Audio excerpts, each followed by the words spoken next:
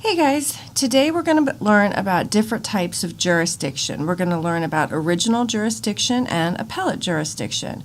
We read a little bit about that in the judicial branch in a flash, but we're going to make sure everybody understands those terms today. Jurisdiction means the authority to hear a case. And there's a couple things that decide a court's jurisdiction. Sometimes it has to do with geography. Where did the crime take place? Where did the civil dispute start? So if it's in a town, it might be the jurisdiction of the court in that town to hear the case. If it's a crime that crosses over state lines, it would probably be a federal court that has jurisdiction to hear that case. If it happens in the state of Virginia, it's going to be a state court of Virginia that has jurisdiction to hear that case. So some of it has to do with the geography, like where did it actually happen. But another thing that determines jurisdiction of a court is the type of case that it is. So each court has a different kind of jurisdiction based on the type of case. Original, let's just look at the term original for a minute. What was the original blue jeans? They were Levi's. What was the original cola drink? Coca-Cola. So what does original mean? It means the first.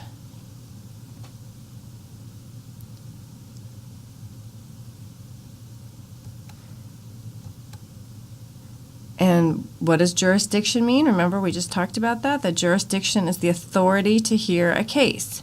So what do you think original jurisdiction means? Original jurisdiction is the authority to hear a case for the first time.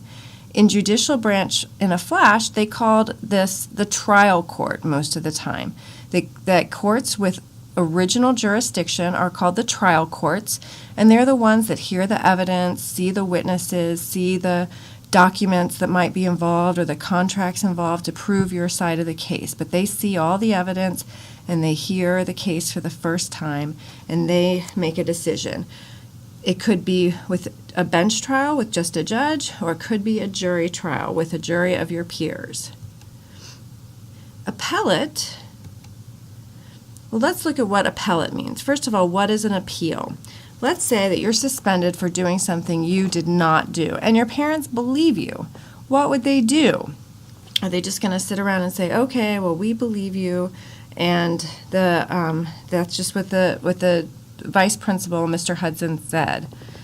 No. They are probably going to appeal what Mr. Hudson said to the head principal, Mr. Fertali, and say, the punishment is not fair. We have evidence that our child is innocent.